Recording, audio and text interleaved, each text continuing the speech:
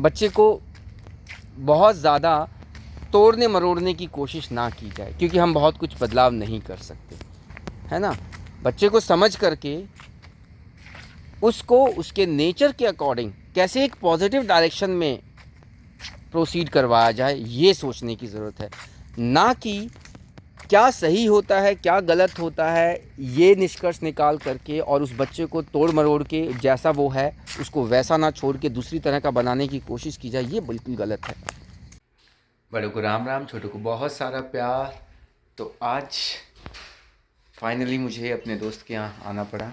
अभिमन्यु ने ज़िद करी कि वो और एक दिन गर्मी के साथ नहीं बिताना चाहता, और आज की सुबह हम अपने फ्रेंड के यहाँ, कल रात को देर तक बातें हुई क्योंकि बहुत लंबे टाइम में हम लोग मिले थे, और ये ब्रेकफास्ट की तैयारी कर रहा है। क्या बना रहा है अभिमन्यु ब्रेकफास्ट में? ऑमलेट।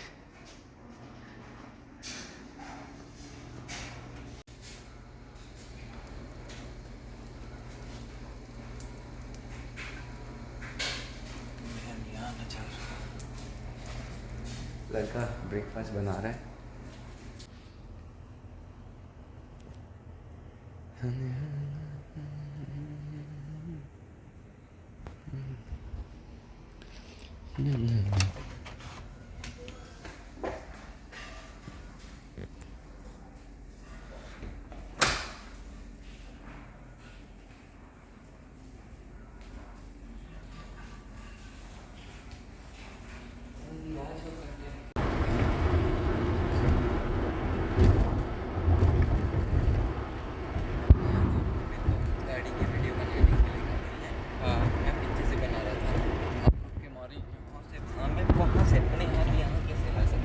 सीट पे आ सकता था वहाँ से। ट्रैफिक में गाड़ी रुक रखी थी, भाग के फटाफट गाड़ी से निकल के नहीं, अंदर से आया था सीट पे। कमाल है, इसमें क्या है? तू अंदर से पीछे तो जाता है। कब जाता हूँ जब जाना होता है। हाँ तो बस फिर तब जाना नहीं था तुझे ना, तो इतनी जरूरी चीज नहीं नहीं थी वो। तेरे लिए तो वो जरूरी नहीं। तो आपके लिए जरूरी थी तो आप रिकॉर्ड करते। मैं तो गाड़ी चला रहा था। तब तो गाड़ी रुकी हुई थी, तो चलाते हुए तो रिकॉर्ड करना था मुझे। कर लेते एक हाथ से। तेरे हाथ टूटे हुए हैं। तो वो चीज़ आपके लिए इम्पोर्टेंट है, मेरे लिए क्या इम्पोर्टेंट है वो। हाँ तो तू मेरा नौकर है। मैं यही सुनना चाहता था। तू ये सुन ले, चल तुझे वो काम करना पड़ेगा जो मैं कहूँगा। हम देना गाड़ी।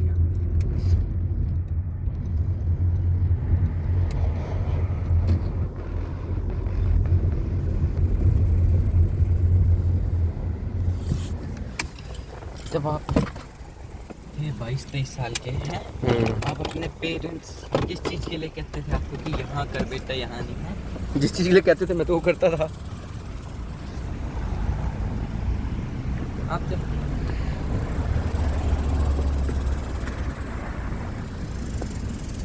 23 साल के थे, आपको कहीं कोचिंग के लिए जाना है, आप कहीं का हो, आपके पेरेंट्स कहीं कह रहे हो नहीं यहाँ नहीं जाना, तू अभी इतना बड़ा नहीं हुआ यहाँ नहीं जाना। अच्छा, तो और कौन सी उम्र में जाएगा वो? अब मैं तुझे बताता हूँ। पता है इंसान के साथ जो उसके सराउंडिंग में लोग बिहेव कर रहे होते हैं, जिस तरह का रिस्पॉन्स दे रहे होते हैं, उसके पीछे वो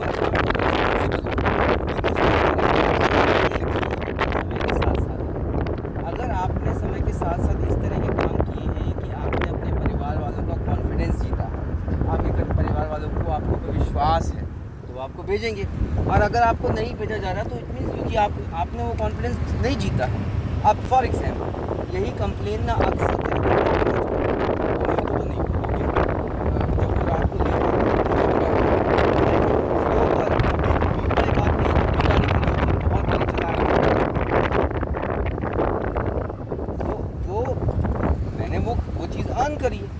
आप वो चीज़ अर्न करो, आपको भी वो चीज़ मिलेगी, वो रिस्पेक्ट आपको भी मिलेगी। आपको नहीं मिल रही तो उसके लिए आप रिस्पॉन्सिबल हैं।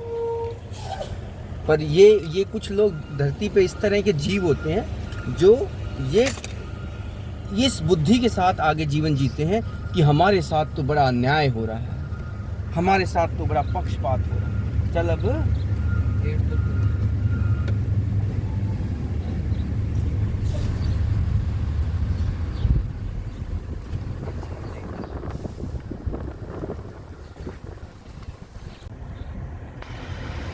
घर पहुंच गए हम लोग अब, और अब अपना वही ब्रेकफास्ट तो करके आए थे दोस्त के यहाँ, लेकिन अब लंच और डिनर बनाएंगे। तो हम लोग चल दिए हैं पार्क की तरफ कि अपनी सोसाइटी में अभी भी लाइट नहीं आई। बिना लाइट के भी ठीक है, अभी तक तो हम कंफर्टेबल हैं। तो अभी हमने अपना पूरा सामान ले लिया है, रॉ मटेरियल ले लिया है खाना बनाने का, और साथ में देख उधर साथ में बुक ले ली है, और कॉपी वॉपी जो भी काम करना है, पढ़ाई वढ़ाई करनी वो करेंगे पार्क में आराम से, है ना। शुक्र है यहाँ मच्छर नहीं है, बार बार मैं ये बात दोहराता हूँ कि मच्छर नहीं है, तो इसीलिए बड़ा सुकून है। और इसी बात पे ना बात चल रही थी मेरी अभिमन्यु के साथ, तो एक सवाल उसने मुझसे पूछा, वो सवाल मैं आपके सामने लिखूँगा। उसने मुझसे कहा कि पापा अगर मच्छरों से इतना ही दुख है, आज के टाइम पे इंसान जो है मार्स पे कॉलोनी बनाने की सोच रहा है ह्यूमन सिविलाइजेशन को सेव करने के लिए, ये मच्छरों का अभी तक कोई इलाज क्यों नहीं ढूंढ रहा? मच्छरों को क्यों नहीं ख़त्म करना आ रहा है? तो उसके बाद ये खुद ही मुझे जवाब भी देता है, पापा जी हो सकता है इकोलॉजिकल बैलेंस, अगर आप किसी एक स्पीसी को बिल्कुल ख़त्म कर देंगे तो वो जो बैलेंस है वो ख़त्म हो जाएगा। तो उसके बाद फिर मुझे कहता है कि उसके बाद मुझे कहता है कि अगर इकोलॉजिकल बैलेंस ख़त्म हो जाएगा, तो पहले जब मच्छर इतने ज़्यादा नहीं थे तभी भी तो बैलेंस बना हुआ था। मेरा मानना ये है कि जो मच्छरों की पॉपुलेशन इतनी ज़्यादा बढ़ गई है, ये अपने आप में बैलेंस को डिस्टर्ब कर चुका है। तो ये बात भी बिल्कुल सही लगी मुझे। लेकिन फिर मैंने इसको एक बात समझाई, और वो बात क्या थी, मैंने कहा देख, ये जो मच्छर है ना, जिसको तू एक समस्या की तरह ले रहा है, इसमें कोई दोहराई नहीं है, समस्या है, लेकिन इसका जो हल तू सोच रहा है वो हल इसका नहीं है। क्यों नहीं है, ज़रा ध्यान से आप भी सुनना। मैंने इसको उदाहरण दिया कि मान लो तेरे दादाजी खेत में जाते हैं और वो देखते हैं कि गेहूं की जो फसल लगी हुई है या फिर गन्ने की जो फसल है, उस पे कुछ पत्ते सूख रहे हैं, है ना। कुछ बीमारियां होती हैं इस तरह की फसल में, तो कुछ पत्ते सूख रहे हैं, और वो क्या करते हैं, उन सूखे पत्तों को तोड़ तोड़ के अलग डाल के जला देते हैं। तो क्या वो जो प्रॉब्लम है, क्या ये उसका सॉल्यूशन है? तो उसने कहा नहीं पापा, ये तो सॉल्यूशन नहीं है, क्योंकि पत्ते अगर सूख रहे हैं तो इसके पीछे का रीज़न जानना चाहिए था कि क्या है, और उस रीज़न पे काम करना चाहिए था। ये तो बिल्कुल भी सॉल्यूशन नहीं है। पत्ते तो यहाँ पे एक तरह का इंडिकेटर, सूचांक थे, सूचना दे रहे थे वो हमें कुछ। तो मैंने कहा यही फिर तेरे सवाल का जवाब है। ये जो मच्छर है ना, ये एक इंडिकेटर है, ये एक इंडिकेटर है जो आपको ये इंडिकेट कर रहे हैं कि आपके आसपास गंदगी बहुत ज़्यादा हो चुकी है। तो इन इंडिकेटर्स को मारने की बजाय उस गंदगी पे काम किया जाए, उस गंदगी को ख़त्म किया जाए, ये ज़रूरी है। तो इसलिए मच्छर को ख़त्म करना सॉल्यूशन नहीं है, क्योंकि मच्छर कहाँ से आए हैं, गंदगी से आए हैं, और ये मच्छर हमें बता रहे हैं कि गंदगी ज़्यादा हो गई है। अगर हमने मच्छरों को ख़त्म कर दिया, वो गंदगी और बढ़ती चली जाएगी और कोई बड़ी प्रॉब्लम आएगी।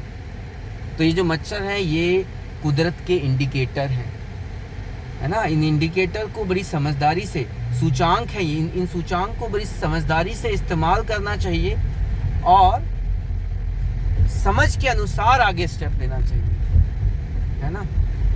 तो यही मैंने इसको समझाया।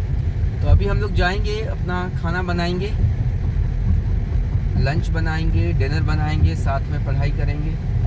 कल ये भी चला जाएगा, तो कल एक हफ्ते के लिए फिर मैं अकेला हूँ। इसकी वर्कशॉप है वॉशिंगटन में, एक हफ्ते की वर्कशॉप है ये, उसमें जाएगा। क्या वर्कशॉप है वो भी आपको बताऊँगा आज, उस पर भी आपको थोड़ा सा उस पर भी रोशनी डालूँगा कि क्या है, कैसा है। देखो अपनी ट्रैली दिखाता हूँ, छोटी सी सामान ढोने की, ना। ये ट्रैली देख रहे हो ना, ये ऐसे करके खुल जाती है। ये खोल के दिखाता हूँ।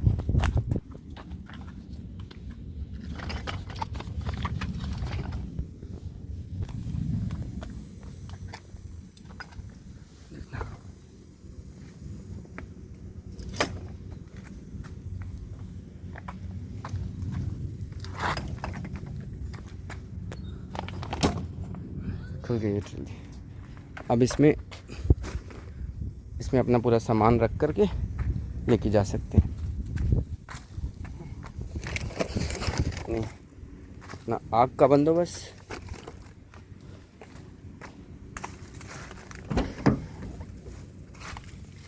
अपना खाने का बंदोबस्त,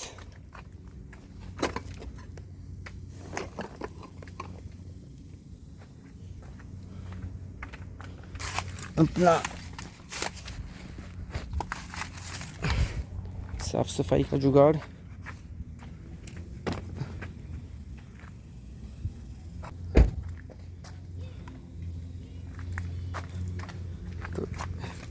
ये इसका हैंडल है, इसको पकड़ा और चल पड़े लेके इसको। तो बड़ा अच्छा जुगाड़ है ये, सामान को एक जगह से दूसरी जगह ले जाने के लिए। थोड़े बड़े सामान को, जैसे पिकनिक के लिए हमें बहुत ज़्यादा सामान नहीं लेना होता ना, छोटा मोटा लेना है तो उसके लिए। तो मैंने अब तैयारी स्टार्ट कर दी है। आज अभी दाल चावल बनाऊंगा और फिर डिनर के लिए दलिया बनाऊंगा। चूल्हा रेडी करता हूँ अब। और आज लड़का लगा हुआ है पढ़ाई पे, इसको लगा दिया आज मैंने पढ़ाई पे। ठीक है ना, बहुत मस्ती कर ली, अब पढ़ाई कर। क्या पढ़ाई करी इसके साथ डिस्कस करूँगा, वीडियो में आपको दिखाऊंगा। चेक करेंगे इसने क्या पढ़ाई करी है।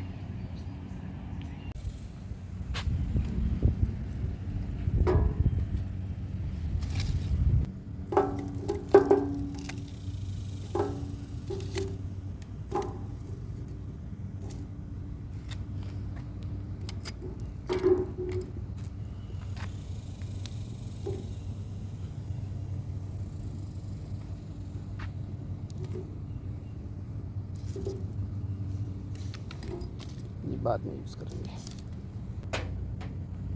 अभी आग बनी नहीं है।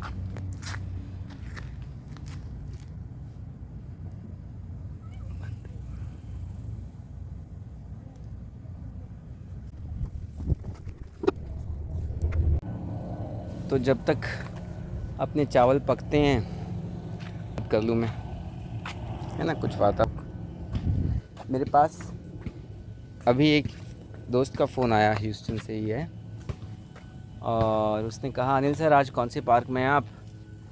बच्चे कह रहे हैं कि हमें भी लेके चलो अनिल सर के पास। तो बच्चे से मेरी बात हुई तो वो कहने लगा अंकल मैं भी आना चाहता हूँ। मैंने कहा जा यार, आओ आओ ज्वाइन करो। तो फिर वो मुझसे पूछता अंकल मज़ा तो आएगा ना। तो मैंने कहा यार मज़ा तो नहीं आएगा, है ना, मज़ा नहीं आएगा, क्योंकि घर में एसी के नीचे बैठ करके जब मन किया जो पका लिया, है ना, जो इंस्टेंट सर्विसेज आपने घर में देखी हैं वो थोड़ी ना यहाँ मिलेंगी। तो मैंने कहा मज़ा नहीं आएगा, क्योंकि मज़ा जो है वो आता नहीं है कभी भी, मज़ा तो लिया जाता है। तो जिसको मज़ा लेना है वो तो हर जगह लेगा, और जो मज़े को ढूंढ रहा है उसको कहीं नहीं मिलना, वो कहीं भी चला जाए। तो इसलिए मज़ा आता नहीं है, मज़ा लिया जाता है। ये समझाया मैंने उस बच्चे को कि बेटा मज़े की तलाश में यहाँ मत आना, अगर तू मज़े की तलाश में यहाँ आया तो तू निराश होके जाएगा बहुत ज़्यादा।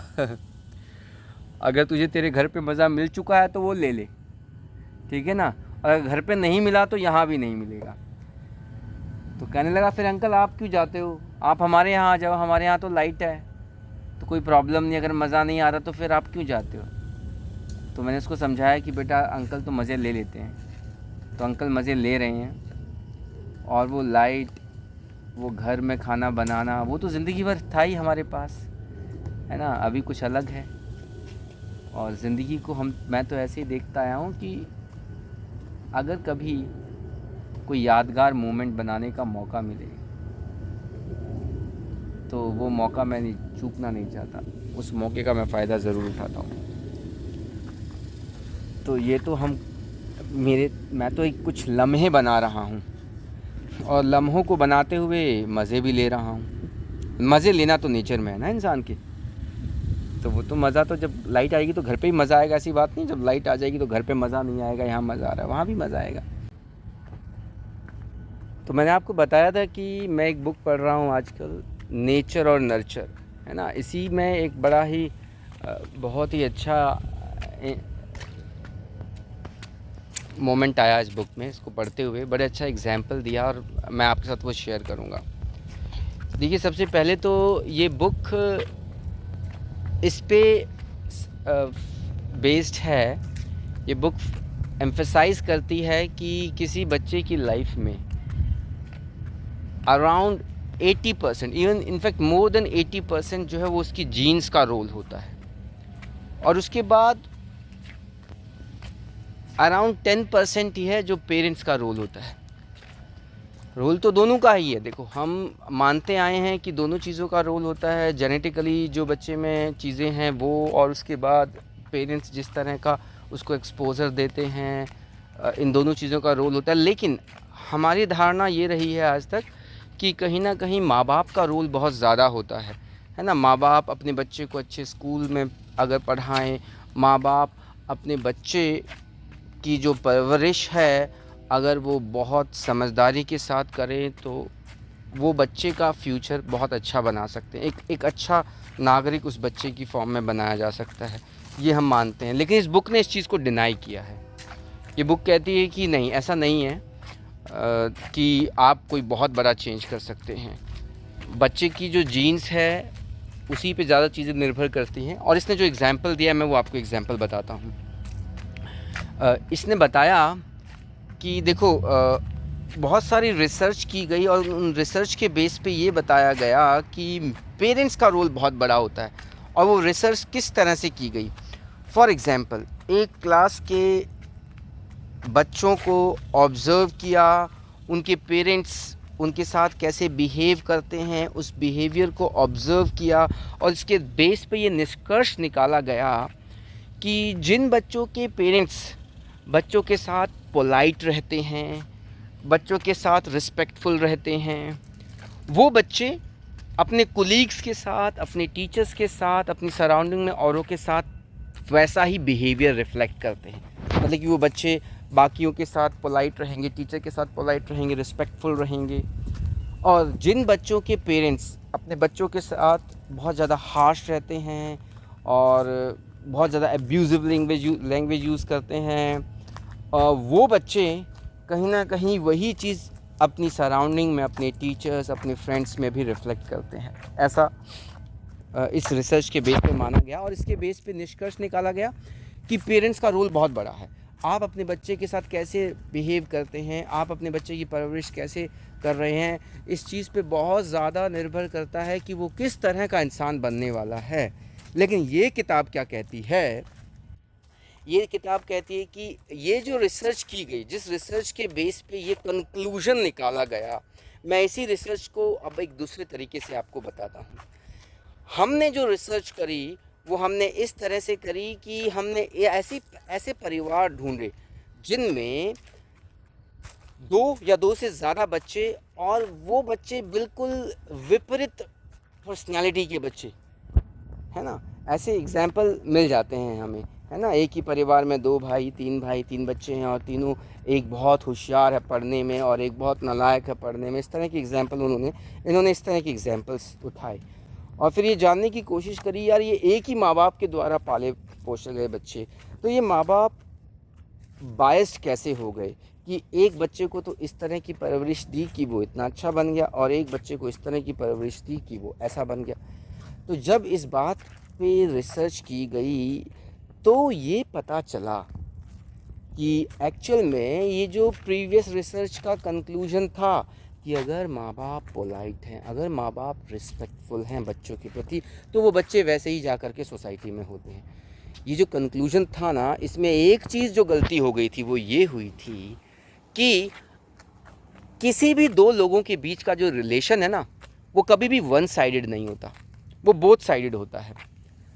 तो जो बच्चे बहुत अच्छा रिस्पांस अपने पेरेंट्स से लेते हैं, कहीं ना कहीं देखा गया कि वो बच्चे पहले ऐसे होते हैं, उनका नेचर ऐसा होता है कि आपका मन करेगा, वो खुशनुमा पहले से होते हैं, आपका मन करेगा उनसे आप रिस्पेक्टफुल वे में ही बात करें।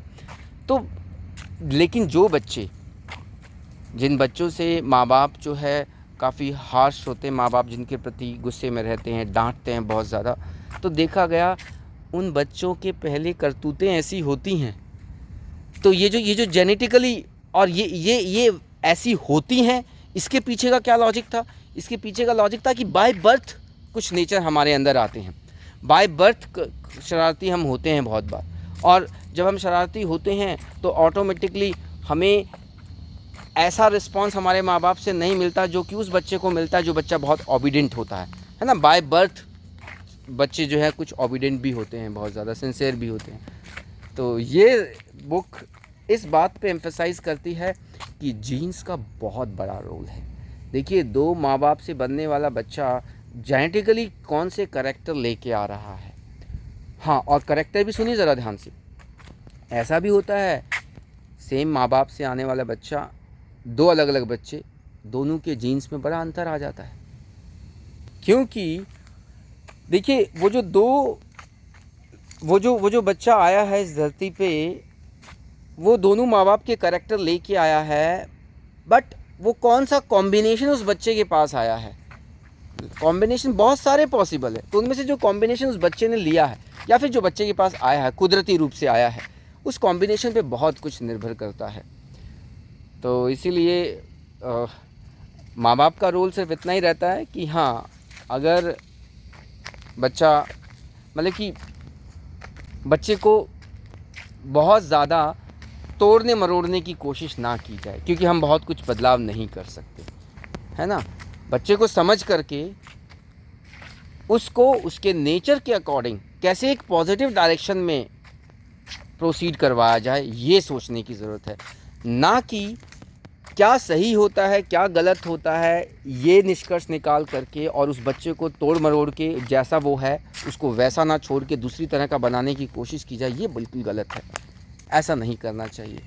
तो माँ बाप का सिर्फ इतना ही रोल है कि उसको एक पॉजिटिव माहौल दें, बाकी वो जेनेटिकली वो जो उसके जीन्स हैं वो डिसाइड करने वाले हैं, वो किस तरह की मेंटालिटी उसकी रहेगी, है ना। वो सोसाइटी में एक कंस्ट्रक्टिव वे में कंट्रीब्यूशन देगा या डिस्ट्रक्टिव वे में कंट्रीब्यूशन देगा, ये उसकी जीन्स पे बहुत कुछ निर्भर करता है और उसके भाग्य पे भी बहुत कुछ निर्भर करता है ना। हमारे सामने ऐसे भी बहुत से एग्जाम्पल हैं। देखो, माइक टाइसन जैसा जो बचपन में ही जेल में चला गया था, हाँ, कितनी बार वो जेल में जा चुका है।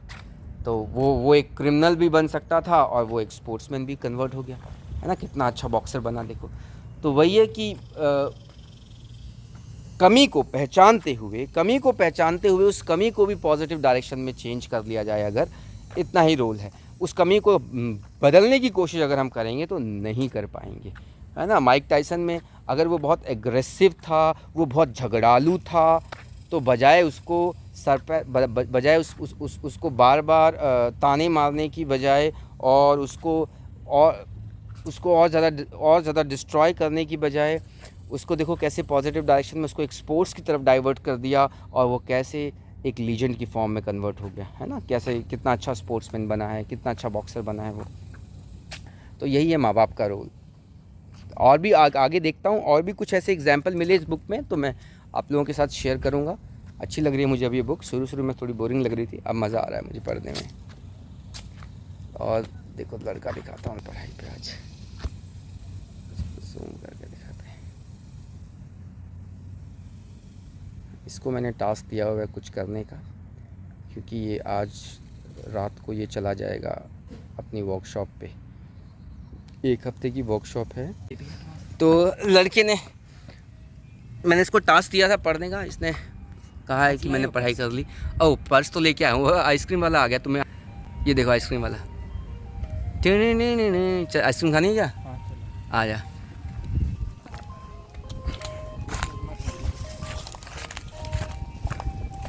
मेरे बैग की आगे वाली जेब में है पर्स, लेके आ। Will card work? Will I be able to pay through a card? Only Zelle? O cash o cacha. Okay, fine. I'm going to do that Zelle. Cacha o cash? Okay, fine. I will. Yeah, which one? So let him decide which ice cream he want. काट लूँगा, तेरे में से काट लूँगा, क्योंकि कितनी महंगी दिक्कत है ना, है ना? वॉलमार्ट में तो ये $2 की मिलती। देख लिया, चलो कोई बात। हाँ, तो सबसे पहले तो तू मुझे ये बता कि तेरी वर्कशॉप कब से कब तक की है? 14 से 19 ये क्या हुआ 14 से 19? जुलाई। ये क्या हुआ? किसी सवाल का जवाब ऐसे दिया जा सकता है कि मेरा सवाल हो और आपका जवाब कंप्लीट हो, मुझे ये ना बोलना पड़े ये क्या हुआ ये क्या हुआ। दोबारा सवाल पूछ ले। 14 जुलाई से 19 जुलाई। कहाँ जो 2025? पापा अपना। अच्छा, अब दूसरा सवाल मेरा तुझसे ये है कि ये जो वर्कशॉप है ये किस चीज़ के बारे में है? Carbon free energy. Carbon free energy के बारे में? अच्छा, ये आपको ये बताएंगे कार्बन फ्री एनर्जी क्या होती है? अब वो मेरे को नहीं पता, मेरे को बताएंगे क्या, पर ये कार्बन फ्री एनर्जी के बारे में है। कौन कंडक्ट कर रहा है ये वर्कशॉप? कॉन्स्टिलेशन। कॉन्स्टलेशन? ये कॉन्स्टलेशन क्या वर्कशॉप से कंडक्ट करता है क्या? कंपनी है इस कार्बन फ्री इलेक्ट्रिसिटी की। कार्बन फ्री इलेक्ट्रिसिटी की कंपनी है ये? तो ये वर्कशॉप क्यों कर रही है? वो नहीं बता रखा इन्होंने क्यों करते हैं।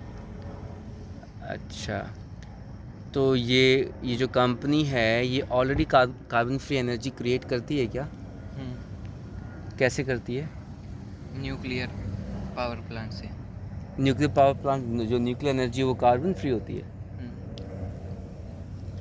अच्छा, तो इसके क्या न्यूक्लियर पावर प्लांट है? देख, तुझसे ना इन्फॉर्मेशन लेने के लिए मुझे कैसे सवाल पूछने पड़ रहे हैं। ज़रा बता दे इस कंपनी के बारे में। इस कंपनी के बारे में बता दे। अभी आपने कहा पूछो, जो पूछोगे वो बताऊंगा। हाँ, मुझे सब बता दे, चल इस कंपनी के बारे में बता। चल, वो आप जैसे सवाल आपका होगा ना वो सारा बता। मेरा सवाल यही है, okay, tell me something about this company.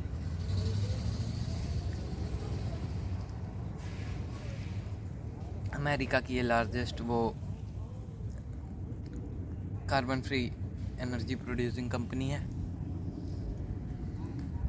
16 million घरों और बिजनेसेस में ये इलेक्ट्रिसिटी प्रोवाइड करती है।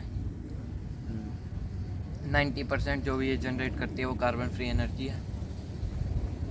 अमेरिका की 10% कार्बन फ्री एनर्जी ये देती है। और 2022 में बनी थी, एलोक्स फाउंडेशन ने बनाई थी।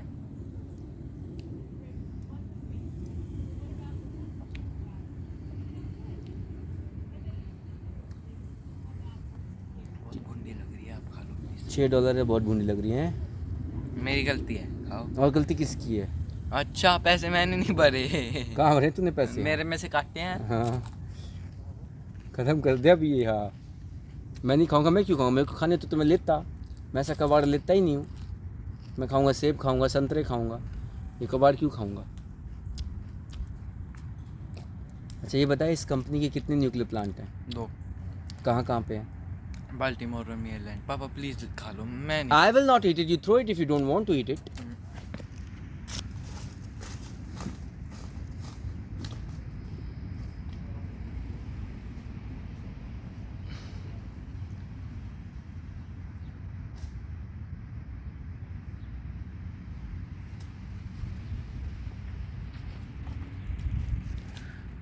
तो तूने कहा कि ये कंपनी जो है न्यूक्लियर बेस्ड एनर्जी प्रोड्यूस कर, तो ज़रा मुझे बताएगा न्यूक्लियर बेस्ड एनर्जी में ये फ्यूल क्या है? मतलब कि ये कार्बन यूज़ नहीं करते कोई भी? ये कार्बन एमिट नहीं करते ये लोग। अच्छा, ऐसी कौन सी एनर्जी प्रोड्यूसिंग कंपनी है जो कार्बन एमिट कर रही है? बहुत सारी हैं। रिलायंट कैसे? वो कार्बन एमिटिंग है। कैसे, मतलब कार्बन कैसे एमिट करते हैं वो लोग जनरेटर्स का यूज़ करते हैं।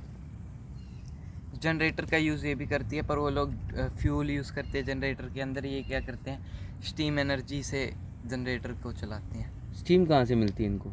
न्यूक्लियर पावर प्लांट में स्टीम ही तो जनरेट करते हैं हाई क्वांटिटी में। अच्छा, और वो लोग कैसे करते हैं? वो लोग फ्यूल्स का यूज़ करते हैं अपने जनरेटर्स में।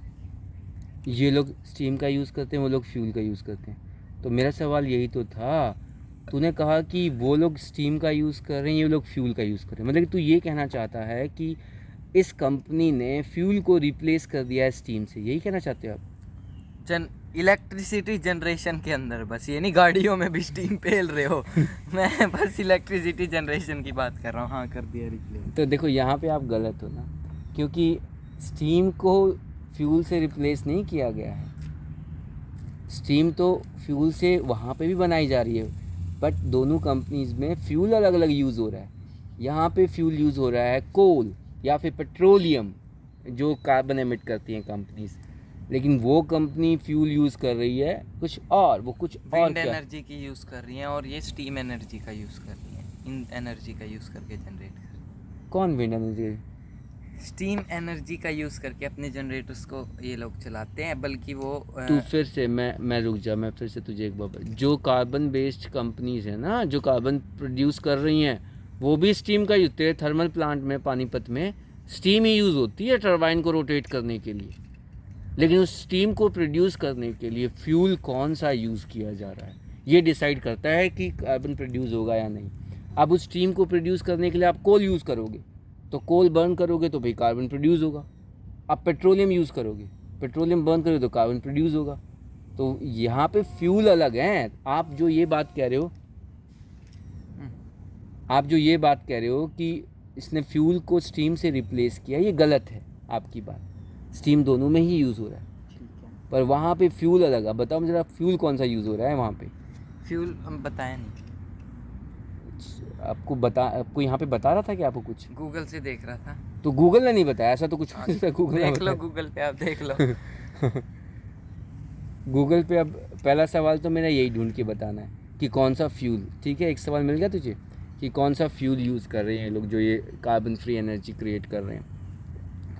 अच्छा, अब तूने कहा कि 2 न्यूक्लियर प्लांट हैं इसके, और तूने और मुझे बताया और मैं ये जानना चाहता हूँ कि इस वर्कशॉप का क्या ऑब्जेक्टिव है इन लोगों का। गूगल पे मिलना, ये ऑब्जेक्टिव भी तुझे मिलेगा। 2 सवाल तुझे दिए मैंने अभी, एक तो फ्यूल कौन सा है और ऑब्जेक्टिव तो पता है। क्या ऑब्जेक्टिव बताओ? आप यूथ को अवेयर करना क्लीन एनर्जी के बारे में, और क्लीन एनर्जी की प्रोडक्शन को 2040 तक वो 100% कर देना।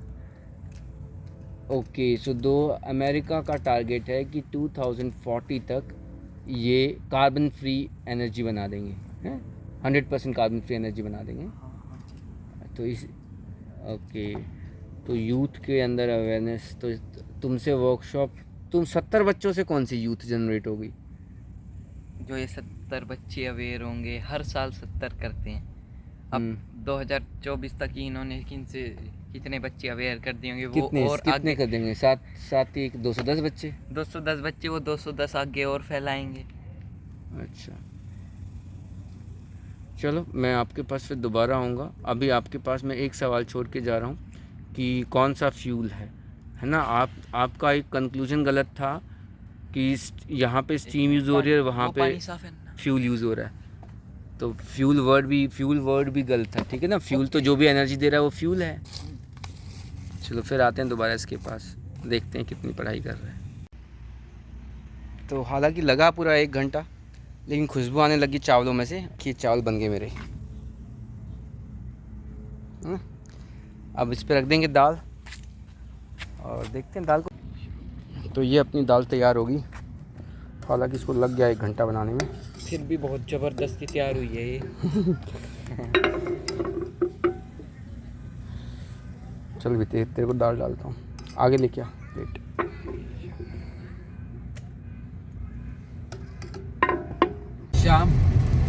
शाम होते होते देखो बारिश दोबारा स्टार्ट होगी, तो हम लोग अब घर चल दिए। और अभिमन्यु ने कहा कि इसको कुछ फॉर्मल्स खरीदने हैं, क्योंकि इस वर्कशॉप में फॉर्मल्स भी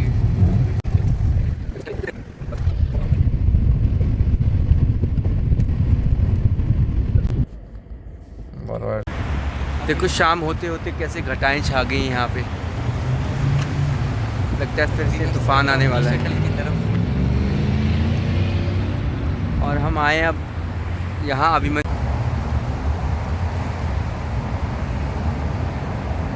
आ गए हैं हम लोग अब इंडियन मार्केट में। देखिए ये इंडियन मार्केट है, जायका शुभ लक्ष्मी ग्रोसरी स्टोर है वो।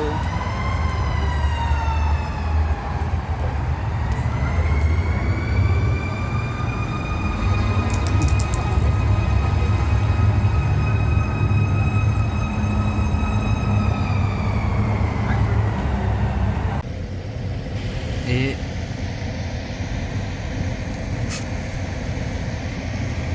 होगी पापा, कर दो स्टॉप।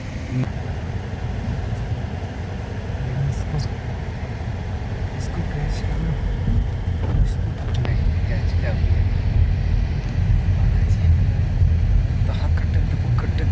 कैसी गाड़ी है यार, ये जबरदस्ती गाड़ी हो रही है। ट्रक है ये, गाड़ी थोड़ी है, मिनी ट्रक। नहीं लग रहा कहीं से।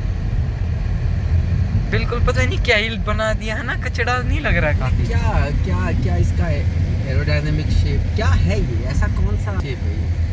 पता नहीं, करो बंद। अब यहाँ से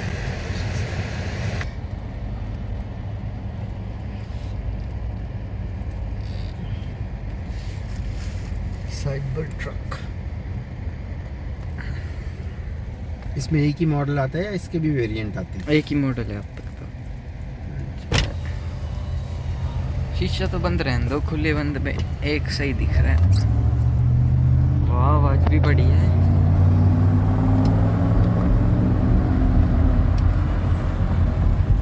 पर ये टेस्ला ने बनाया था, इन्हें आवाज का तो करना चाहिए था कुछ, बिल्कुल साउंडलेस।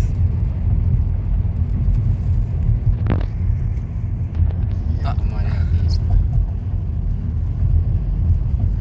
ऊपर से देखना कैसी छत है।